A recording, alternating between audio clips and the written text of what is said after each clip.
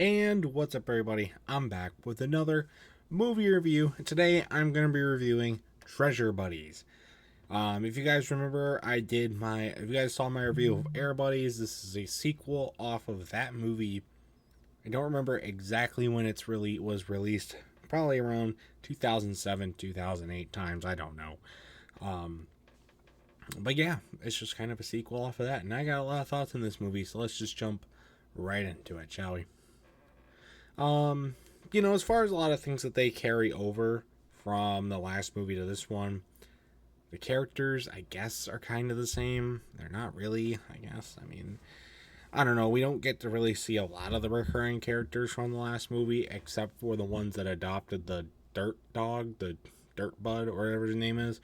They're kind of centered on as the main characters now. And then, of course, all of the buddies are back, and the dogs are still very, very cute. Cannot lie with that one. They are very, very, very cute. And honestly, I thought that the voices and even like the mouth movements were a little better this time around. I think they improved on them. For the mouth movements specifically, they made them a little more subtle. You could still tell that their mouths are moving, but it felt more natural this time around, which I think really worked in this movie's favor.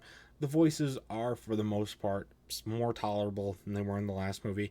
Some of the newer voices I couldn't tolerate, like that camel. Oh my god! But otherwise, I thought it was fine. So some improvements there.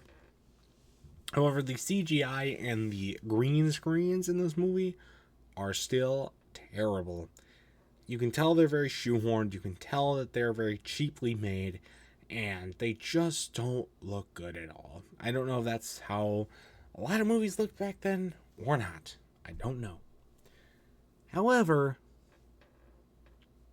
it does not look good now in 2024. Viewing it now, it just does not. I'm sorry, it just does not.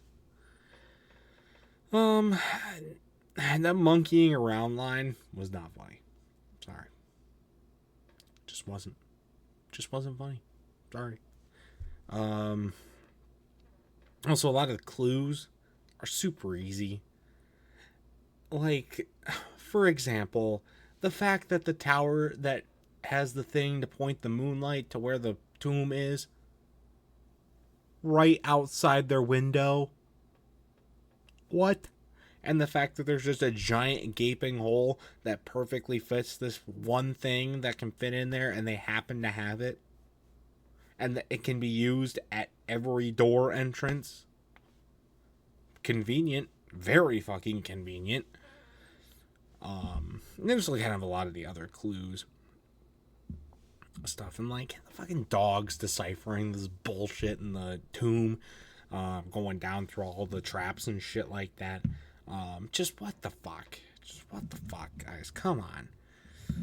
I know it's supposed to be for kids, and the kids are supposed to decipher it, but like the kids watching the movie as well. But still, come on. I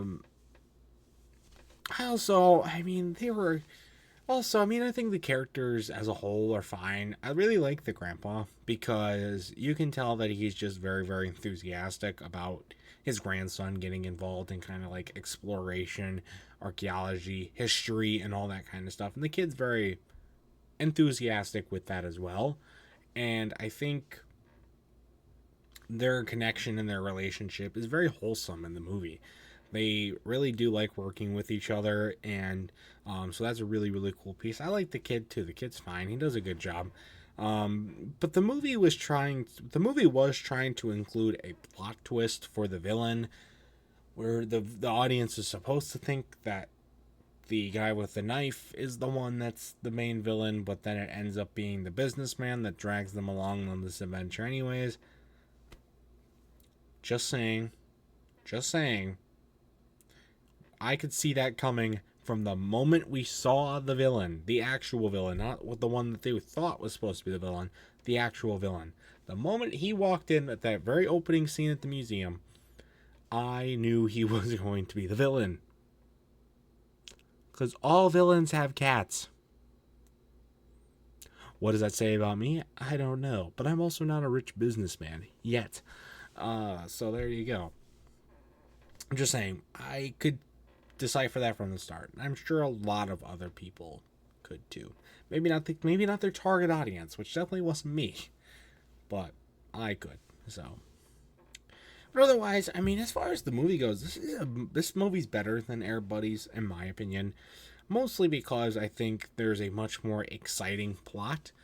Things look better in this movie, and I think with the more conflict with it being in Egypt and kind of traveling and going through all of that stuff, I didn't think would play into this movie's favor well before I watched it.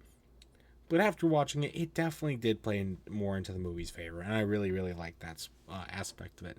Flowed a lot better. There was more action. The characters were more likable, and overall, it was just a better movie. So, good for improvement. So, but that's going to do it for this review. My final score for Treasure Buddies, I'm going to have to give it a 6. I didn't think I'd give it that high of a score, but I'm going to give it a 6. I actually kind of enjoyed it. So, and if you're a dog person, I think you'll like this one too. So, that's going to do it though for this review. If you've ever seen Treasure Buddies, I'd love to know your thoughts about it in the comment section down below. And that's going to do it for this video as well. So stay tuned for much more amazing content, including more movie reviews and other awesome stuff. And until next time, see you guys later. Goodbye.